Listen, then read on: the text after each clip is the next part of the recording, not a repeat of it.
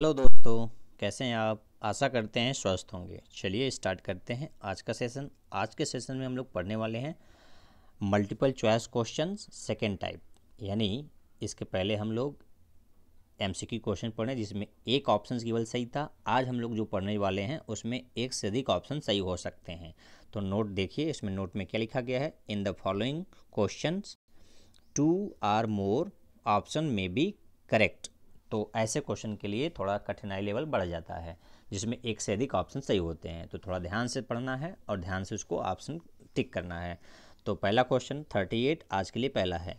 Which of the following is not, देखिए, is not true about the voids formed in 3 dimensional hexagonal close packed structure.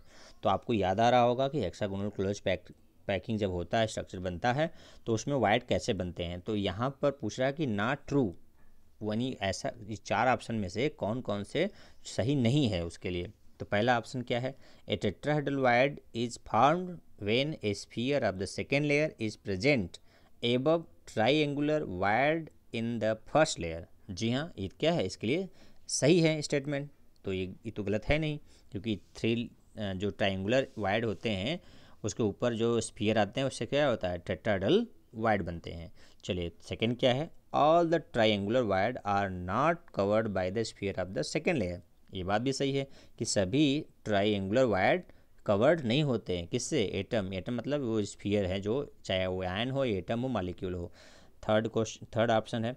Tetrahedral wires are formed when the triangular wire in the second layer lie above the triangular wire in the first layer and the triangular shape of these wire do not overlap। क्या कह रहा है। tetrahedral wire are formed when the triangular wire in the second layer lie above the triangular wire in the first layer and the triangular shape of these wire do not overlap। इससे क्या बनता है, octahedral. तो ये क्या है, सही नहीं है। लेकिन इसके लिए नॉट ट्रू के लिए क्या है, सही है। ये ट्रू सही, ये मतलब सही नहीं है। ठीक है, तो इस ऑप्शन के लिए हमारा आप पहला हो जाएगा, ये सही है। दूसरा ऑप्शन, चौथा ऑप्शन है आपका। Octahedral void are formed when triangular void in the second layer exactly over the similar void in the first layer. देखिए, octahedral void are formed when the triangular void in the second layer exactly over the similar void in the first layer. जी नहीं, इसके लिए भी ये सही नहीं है, क्योंकि ऑक्टाहेड्रल वायर 3 लेयर जब एक साथ होते हैं, एक 3 एटम का ग्रुप एक साथ होता है और उसके ऊपर दूसरे लेयर में क्या होता है, 3 एटम का ग्रुप इस तरह होता है, तो इसके बीच में यह जो होता है जगह, स्पेस, उसे क्या बोलते हैं, ऑक्टाहेड्रल वायर बोलते हैं। तो ये इस यहाँ पर कह रहा है, क्या कह रहा है, octahedral void are form when the triangular void in the second layer exactly over the similar void in the first layer. जी नहीं, तो इसके लिए क्या है, ये सच नहीं है। 38 का क्या हो जाएगा, ऑप्शन नंबर थर्ड और फोर्थ इसके लिए सही नहीं है। ठीक है, कौन कौन सही नहीं है, थर्ड और फोर्थ। चलिए नेक्स्ट क्वेश्चन देखते हैं। 39 क्वेश्चन में क्या कह रहा है। The value of magnetic moment is 0 in the case of anti ferromagnetic substance because the domains. तो आपको याद होगा कि एंटी फेरोमैग्नेटिक सब्सटेंस क्या होता है, डोमेन क्या होते हैं, अपोजिट डायरेक्शन में इक्वल नंबर में ओरिएंटेड होते हैं, यानी एक ऊपर तो दूसरा नीचे, यानी इक्वल नंबर में, जितना ऊपर होंगे उतना नीचे। तो ये क्या है, एंटी फेरोमैग्नेटिक। क्या है, एंटी फेरोमैग्नेटिक। तो बस इसको ध्यान में रखते हुए आप उसको ऑप्शन को देखिए और उसमें ऑप्शन सही करिए। तो पहला क्या ऑप्शन है, get oriented in the direction of applied magnetic field.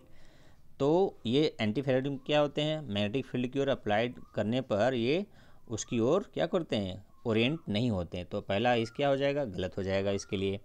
दूसरा क्या रहा है, get oriented opposite to the direction of the applied magnetic field. जब वो ऑलरेडी अपोजिट हैं तो मैग्नेटिक फील्ड लगाने न लगाने से कोई मतलब नहीं है। तो ये क्या हो, सेकंड भी गलत हो जाएगा। थर्ड क्या रहा है, are oppositively oriented with respect to each other without the application of magnetic field. जी हाँ, बिना मैग्नेटिक फील्ड के ही वो आपस में क्या है, अपोजिट डायरेक्शन में ओरिएंटेड हैं। तो ये थर्ड सही हो जाएगा इसके लिए। फोर्थ क्या है, cancel out each other magnetic moment. Yes, चौथा भी सही है। तो थर्ड और फोर्थ क्या है इसके लिए सही हो जाएगा। ठीक है, नेक्स्ट देखते हैं 40वां क्वेश्चन क्या है। 40वां क्वेश्चन में कह रहा है which of the following statement are not true. एक बार फिर से कह रहा है नॉट ट्रू। तो नॉट ट्रू वाले हमें क्या करना है, बहुत ध्यान से देखने होते हैं। क्यों? क्योंकि उसमें हमें जो सही है हमें उसे तुरंत हम टिक कर देते हैं, तो उसको ध्यान रखना है। तो क्या है पहला option, vacancy defect result in the decrease in the density of the substance. क्या है ये तो सही है, लेकिन इसमें हमें छांटना क्या है, सही वाले जो नहीं हैं। तो ये सही है, तो आपका ऑप्शन गलत है, ये इसके लिए सही नहीं होगा। सेकंड क्या रहा है, interstitial defect result in the in an increase in the density of the substance, ये भी सच है। थर्ड कह रहा है impurity defect has no effect on the density of the substance, बिल्कुल गलत। इम्प्योरिटी डिफेक्ट से डेंसिटी डिक्रीज हो सकती है, इसलिए ये ऑप्शन क्या है, इसके लिए सही है, ट्रू नहीं है ये। Frenkel defect result in the increase in the density of the substance, हम बार बार पढ़े हैं कि फ्रैंकल डिफेक्ट में डेंसिटी डिक्रीज या इंक्रीज नहीं होता, अनचेंज रहता है। लेकिन यहाँ पर क्या है, N increase in the density, तो इंक्रीज होता है नहीं, तो ये गलत है, ये ऑप्शन इसके लिए सही हो जाएगा। हमें छांटना क्या था, नॉट ट्रू, तो ये दोनों सही नहीं है, ऑप्शन हो जाएगा सेकेंड, थर्ड और फोर्थ। चलिए नेक्स्ट देखते हैं 41वां क्वेश्चन। 41वें क्वेश्चन में क्या पूछ रहा है, which of the following statements are true about metals. Metals के लिए कौन इसमें से सही है। तो ऑप्शन पहला है valence band overlap with conduction band. जी हाँ, कि आप जानते हैं कि वैलेंस बैंड थ्योरी के हिसाब से कि जो कंडक्शन बैंड होता है और यहाँ पर नीचे क्या होता है, वैलेंस बैंड होता है, ये दोनों में क्या होता है, ओवरलैप होते हैं, इस तरह से कि आप समझ नहीं पाएंगे। ये कंडक्शन बैंड और वैलेंस बैंड एक दूसरे से क्या होते हैं, ओवरलैप होते हैं, और इनके बीच की दूरी बहुत ही कम होती है। ये मेटल में होता है, ये किस में होता है, मेटल में। तो इसके अकॉर्डिंग आपको ध्यान देना है कि कौन सा ऑप्शन सही होगा। पहला है valence band overlap with conduction band, ये क्या है, सही है, तो इसको सही कर देते हैं। दूसरा है the gap between valence band and conduction band is negligible, ये भी क्या है, बहुत कम होता है, सही है। The gap between valence band and conduction band can not be determined, बताइए ये क्या कह रहा है कि हम डिटरमाइन कर सकते हैं, नहीं, बहुत कम होता है। चौथा है ऑप्शन वैलेंस बैंड में remain partially filled, no, valence band जो होता है वो कम्प्लीटली फिल होता है, ये कम्प्लीटली इलेक्ट्रॉन से फिल होता है, यहाँ पे इलेक्ट्रॉन भरे होते हैं, ठीक है, तो ये क्या है, गलत है। चलिए नेक्स्ट क्वेश्चन 42वां क्वेश्चन क्या है। 42वें क्वेश्चन में कहा गया है कि under the influence of electric field which of the following statements is true about the moment of electrons and holes in P type semiconductor. तो आपको पता है कि पी टाइप के सेमीकंडक्टर में होल होते हैं, क्या होते हैं, होल, और इलेक्ट्रॉन क्या करते हैं, अपोजिट डायरेक्शन में मूव करते हैं।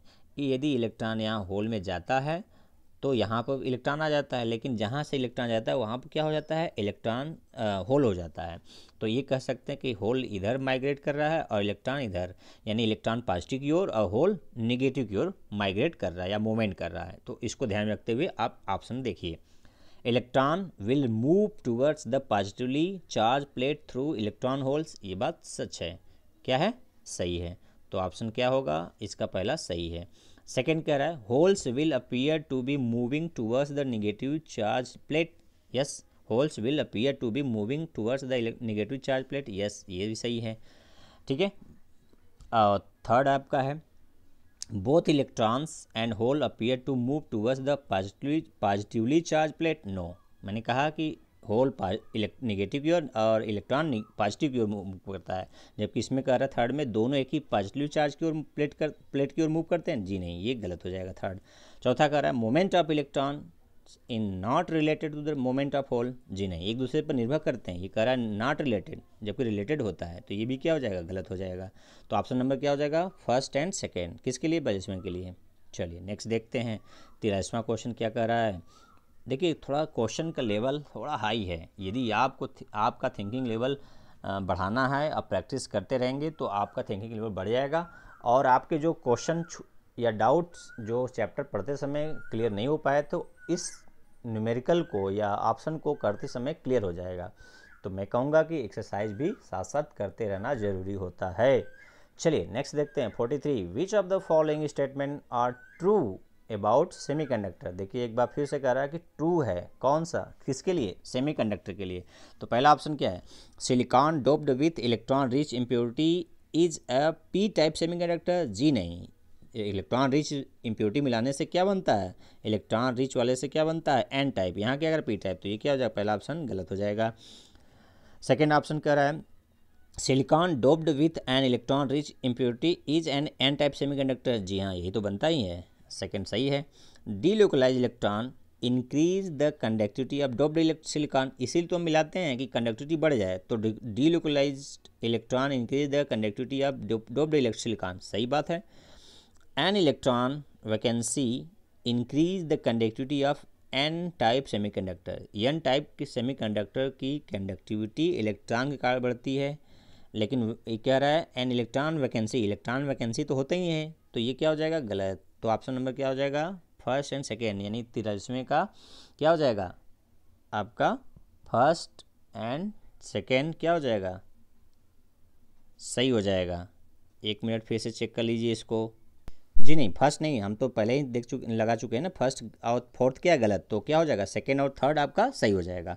चलिए नेक्स्ट देखते हैं 44वां question. An excess of potassium ion makes KCl crystal appear violet और लिलैक इन कलर सिंस।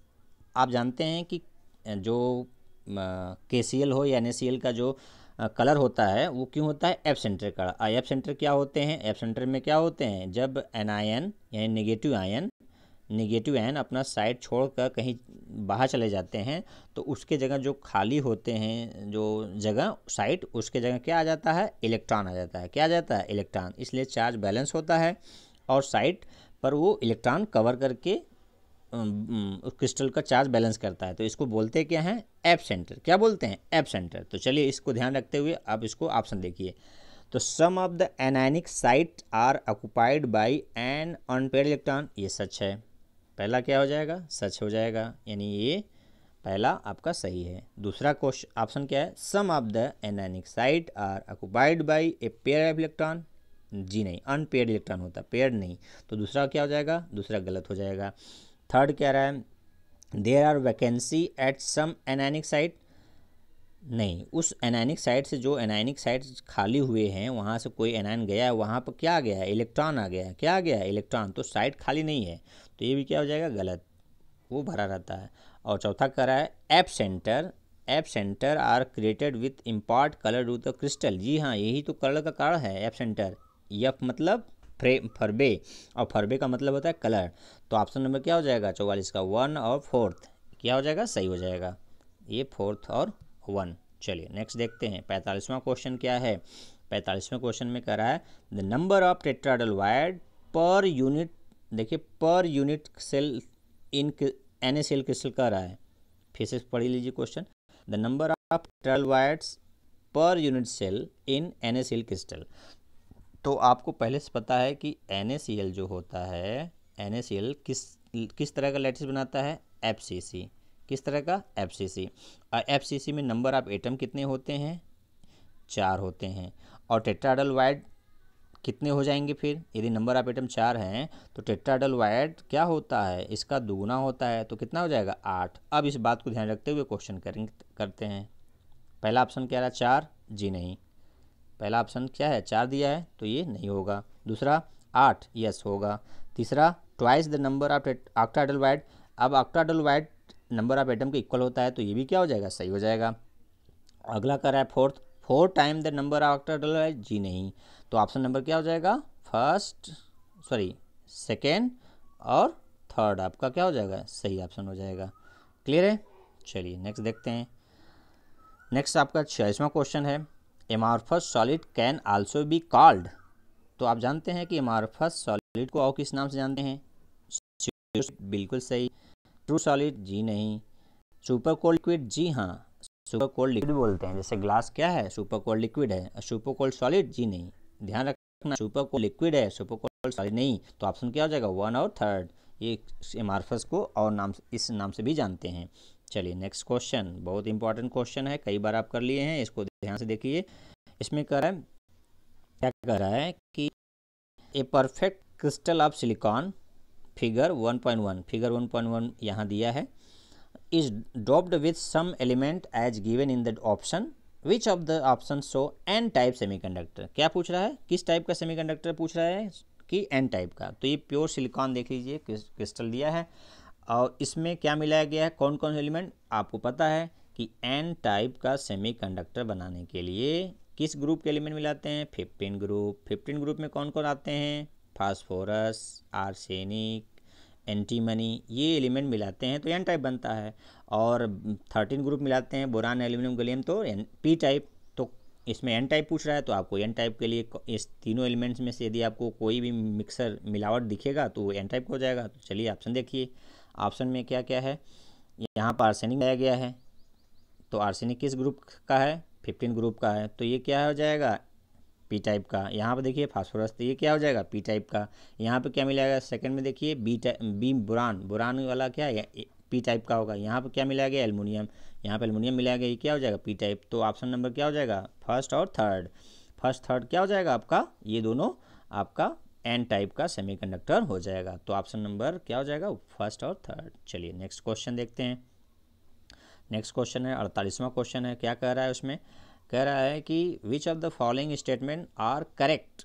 फिर से देखिए करेक्ट हमें इसमें छांटना है, कौन कौन से इसमें करेक्ट हैं। तो पहला ऑप्शन क्या है, ferromagnetic substance lose ferromagnetism on heating and become paramagnetism. यानी पहला ऑप्शन कह रहा है कि फेरोमैग्नेटिज्म को गर्म करते हैं तो ये पैरामैग्नेटिक में चेंज जाते हैं, तो ये क्या हो जाएगा, ये सही है। ठीक है, अगला है ferrimagnetic substance do not lose ferrimagnetism on heating and remain ferrimagnetic. तो फेरी मैग्नेटिक को हम जब गर्म करते हैं तो अपना क्या करते हैं, ये लूज नहीं करते हैं। क्या नहीं लूज करते हैं, फेरोमैग्नेटिक, तो भाई ऊपर क्या था, लूज कर देते हैं, तो ये क्या है, नहीं लूज करते हैं, गलत है ये। अगला कह रहा है anti ferromagnetic substance have domain structure similar to ferromagnetic substance and, फिर से सुन लीजिए क्वेश्चन हमने, anti ferromagnetic substance have domain structure similar to ferromagnetic substance and their magnetic moments are not cancel by each other. ध्यान दीजिए, anti ferromagnetic में magnetic moment हमेशा क्या होता है, कैंसिल होता है, तो ये क्या होगा, गलत हो गया। और चौथा कह रहा है in ferromagnetic substance all the domain get oriented in the direction of magnetic field and remain as such even after removing magnetic field। जी हाँ, आयरन क्या है, फेरोमैग्नेटिक सब्सटेंस है। यदि इसको मैग्नेटिक फील्ड में से हटा भी लेते हैं, साउथ और नॉर्थ के फील्ड से, यानी मैग्नेटिक फील्ड से, तो भी इसमें क्या होता है, इसमें मैग्नेटिक प्रॉपर्टीज होता है, इसलिए क्या फेरोमैग्नेटिक सब्सटेंस होता है। तो ये क्या सही है, तो कौन सा ऑप्शन हो जाएगा आपका सही, फर्स्ट और क्या, फोर्थ आपका सही है। चलिए नेक्स्ट देखते हैं 49वां क्वेश्चन में क्या कह रहा है, which of the following features are not shown by quartz glass. Quartz glass इसमें से कौन फीचर शो नहीं करता। पहला ऑप्शन कह रहा है this is a crystalline solid, ये शो नहीं करता, ये तो क्रिस्टलाइन का प्रॉपर्टीज है। क्रिस्टल क्वार्टज ग्लास क्या होता है आपका, क्रिस्टलाइन है, सॉरी एमार्फस है, क्वार्टज ग्लास आपका एमार्फस है। तो इसमें कह रहा है, क्वेश्चन एक बार फिर से पढ़ लेते हैं, which of the following features are not shown by quartz glass. तो क्वार्टज ग्लास एमार्फस है, तो एमार्फस की कौन कौन से प्रॉपर्टीज़ होते हैं आपको याद है। तो this is a crystalline solid, जी नहीं, ये आपका शो नहीं करता, कौन, क्वार्टज ग्लास। दूसरा refractive index is same in all direction, तो ये तो क्वार्टज ग्लास शो करता है, तो ये इसके लिए गया गलत हो जाएगा इस ऑप्शन के लिए। तीसरा है this has definite heat of fusion, ये तो क्रिस्टलाइन प्रॉपर्टीज़ है, ये भी शो नहीं करता। अगला है चौथा है this is also called super cold liquid, ये तो सच है, हमें छांटना क्या है, जो गलत है, तो ये गलत है। ये सही, ये इसके लिए ऑप्शन के लिए क्या, ये सच है लेकिन इस ऑप्शन के लिए क्या है, गलत है। तो ऑप्शन नंबर क्या हो जाएगा, फर्स्ट और थर्ड आपके लिए इस क्वेश्चन के लिए सही हो जाएगा। चलिए नेक्स्ट देखते हैं 50वां क्वेश्चन। 50वां क्वेश्चन में क्या कर रहा है, which of the following can not be, ध्यान दीजिए, can not be regarded as molecular solid. तो सिलिकॉन कार्बाइड क्या है, कोवेलेंट सॉलिड है, aluminium nitride covalent solid, diamond covalent solid, तो ये क्या है, मॉलिक्यूलर सॉलिड नहीं है। ये तीनों 1 2 3, आयोडीन क्या है, मॉलिक्यूलर सॉलिड, तो ये चौथा वाला मॉलिक्यूलर सॉलिड है। और जबकि पूछ रहा है कि कैन नॉट बी रिगार्डेड, तो ये तीनों मॉलिक्यूलर सॉलिड नहीं है।